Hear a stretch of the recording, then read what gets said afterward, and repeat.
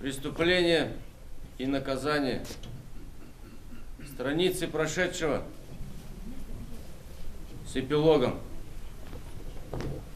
Знакомое преступление и наказание, но уже в другом формате. Раскольников основной, первый и второй. Здесь у Родиона три личности. Студент, альтер-эго и его герой из будущего. От его лица и будет повествование, он же основной.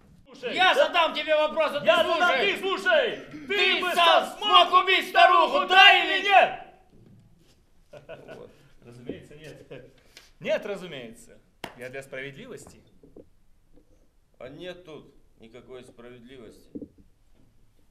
Они сохранили стиль, слог, порядок слов Достоевского, подошли к работе очень бережно. Вместить роман в рамки спектакля нереально, признаются здесь. Но попытались сделать все возможное, чтобы постановка удалась. Главная роль основного досталась Ахмеду Ульянову. Театр такая штука непредсказуемая, что спустя столько лет, и я сейчас, в принципе, уже будучи в зрелом возрасте, мне приходится играть Раскольникова.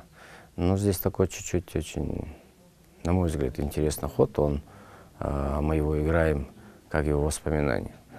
Ну вот он после убийства, он был, естественно, сослан в ссылку, и он там находился в ссылке, и вот это все записки, которые я там писал. Постановкой спектакля занимался московский режиссер Михаил Фейгин, автор многих интересных идей. Знакомая каждому психологическая драма в его версии приобрела абсолютно новый формат. Именно вот Достоевского поставить как бы не каждый режиссер возьмется, да, поэтому Михаил Леонидович со всей ответственностью подошел к этой работе, и для нас это было большим таким хорошим опытом. У нас была задача, вот мы с Михаилом Леонидовичем говорили о том, чтобы это было интересно смотреть так, как и молодежи, и также и взрослым, любой слой населения, для того, ну, чтобы это было интересно и смотрибельно, потому что все-таки материал сложный, психологически сложный.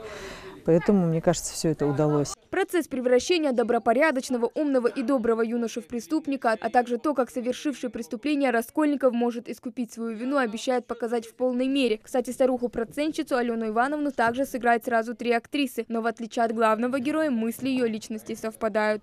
С пустяками, батюшка, ходишь. Ничего и не стоит. Ну рубля 4-то хоть дайте, я же выкуплю отцовские. 1,5 рубля. 1,5 рубля. И проценты вперед. Это я говорю проценты вперед.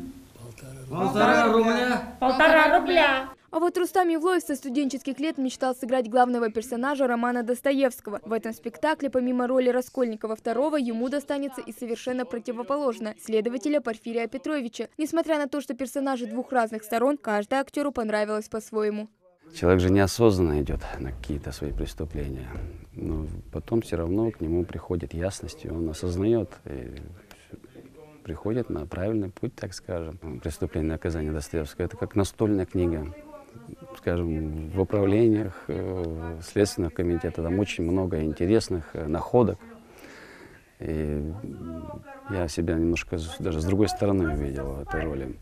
Очень интересная роль. Спектакль на площадке театра ставится в рамках проекта «Поддержка театров малых городов». Премьера запланирована уже скоро. О Господи, да придет царствие! Хава Гагиева, Рамзан Зурабов, Новости 24.